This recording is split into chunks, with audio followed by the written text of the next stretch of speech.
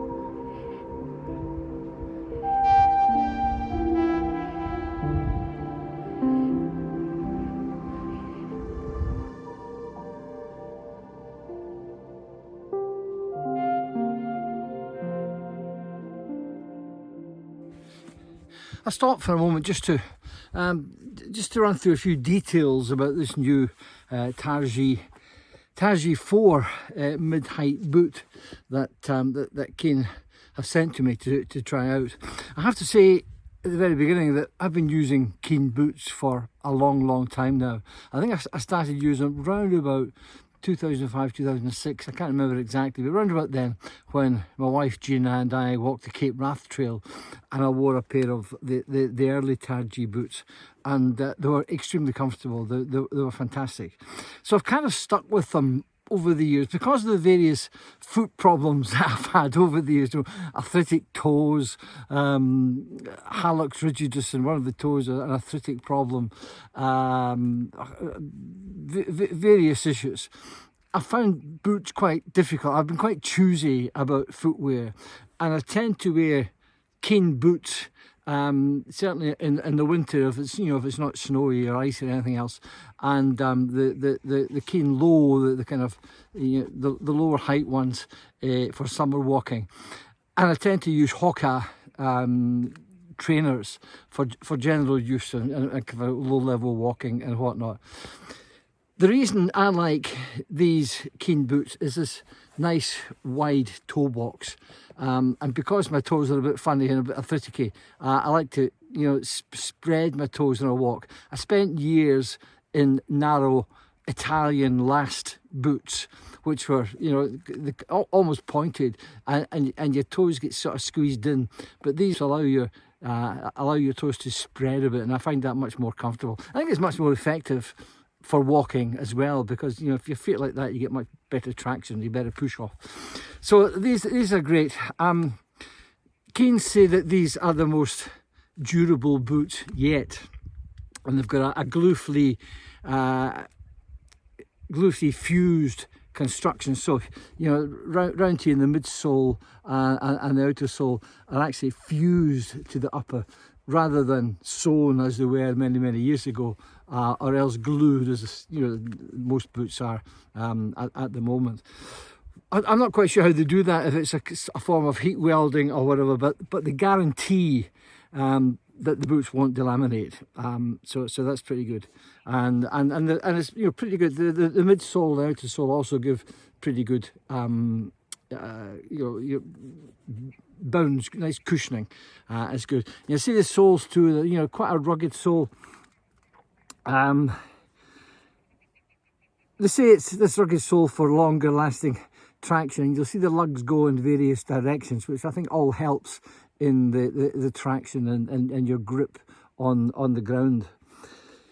There's a bit of a shank. They're not stiff boots, they're actually fairly flexible, and torsionally they're quite bendy as well. So I wouldn't say these were boots to wear with a cramp on, because they're just not stiff enough. But in conditions like today, although it's January, there's virtually no snow, no ice around, so I can wear these quite happily. Also, the other thing I like is this pretty strong heel cup. When I started using, sort of trainer type shoes on the hills, people said, you need a firm grip around your ankle for support, ankle support. And I think that's a lot of baloney, to be honest. This is comfortable, it's soft, it's flexible. That's not going to give you a lot of support. It's this heel cup that gives you support. If your heel is held well in a heel cup, then your ankle will be stable. And I quite like the idea here that the whole lacing system, you can see here, the whole lacing system comes right around the back of the heel. So when you pull the laces tight, it pulls this heel cup round your heel and gives you a much better, much firmer feel in the boot. The boots are made of nubuck leather, and they're waterproof. They've got a lining, so they are in fact waterproof. Some people don't like waterproof linings. This is predominantly my winter boot for kind of low level walking, for hill walking when there's no snow on the ground. So in the winter I'm quite happy for the fact that they're waterproof and I'm not going to get soaking wet feet. So here we are. I think these cost about £150, round about there. Have a look through the internet, you'll find them probably down 130, 140 here and there, and I'm looking forward very much to trying these. There's also a low model. This is the mid-height model. There's a low model, and my wife has been using those. So there you go. Thanks to Gina for trying out those boots for us. Targhee, KEEN.DRY 4, latest reincarnation, mid-height boot.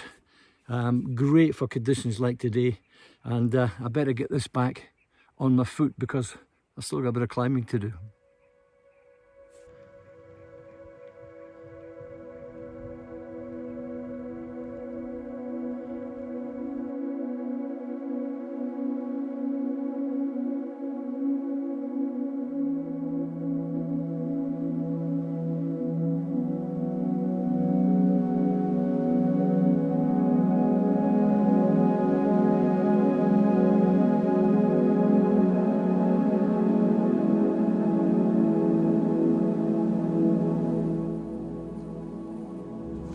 When I came across this fog bowl, I realised chances were high that I'd see a Brocken Spectre as well.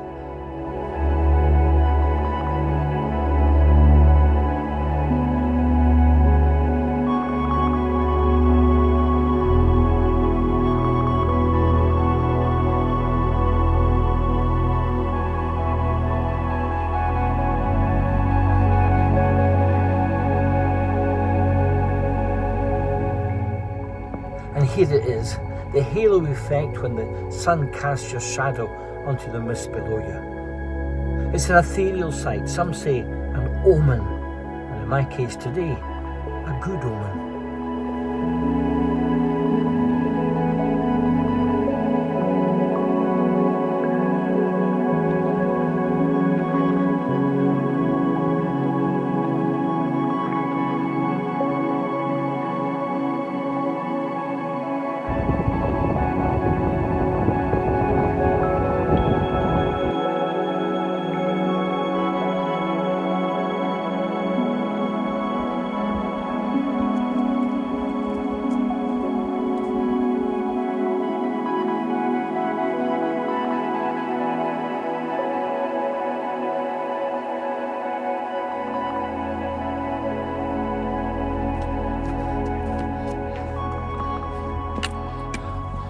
summit of Skagafjord. I think it's about 991 metres or round about there. It's good to be here.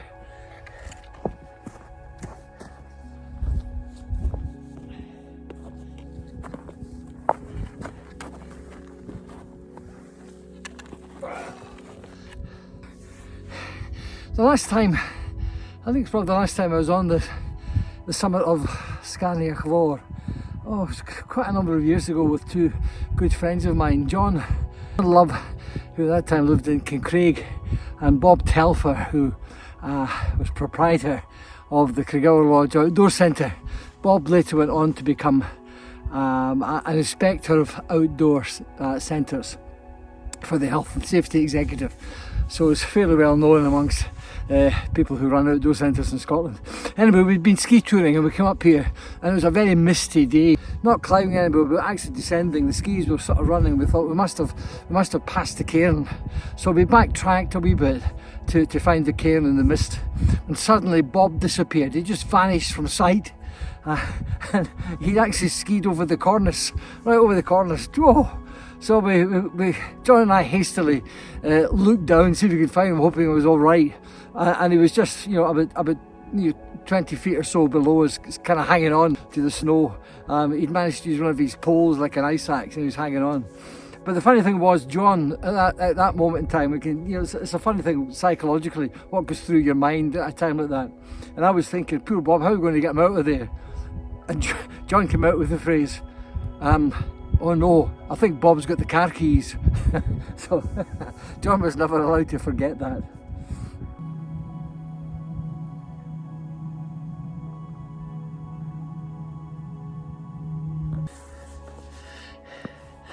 It's fantastic to be here on Skagafjord today because just about exactly a year ago I lay in a operating theatre in Edinburgh Royal Infirmary while a wonderful surgeon kind of fiddled with my heart and the arteries around it and gave me a double heart bypass and put in a replacement aortic valve in my heart. So I was kind of lying there hooked up to a machine that was keeping me alive.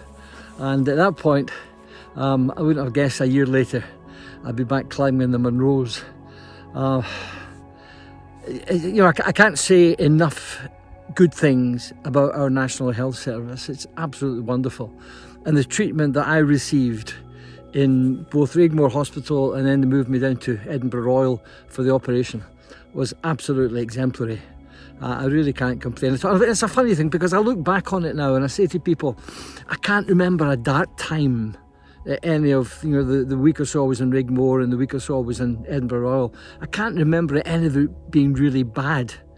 I was worried about the operation, but my anaesthetist said to me, look, don't worry, because essentially what will happen is you'll be wheeled into the anaesthetic suite, you and I'll have a wee chat, then the next thing you know you'll be wakened up by a nice nurse with a cup of tea in the ward. And that's exactly what happened, and it's been great ever since. I've been within a number of weeks I was kind of walking up small hills, and I've had a kind of late summer and autumn of being back in the hills and cycling, doing a lot, and even climbing a few Munros. And I wanted to come up to a Munro to celebrate the first year since that heart operation. And I hope it maybe gives a wee bit of encouragement to any of you who are suffering from heart issues or whatever. It's not the end of the world. You can be fixed. Well, as I said, many thanks to the Scottish National Health Service and what they did for me. I just can't praise them enough.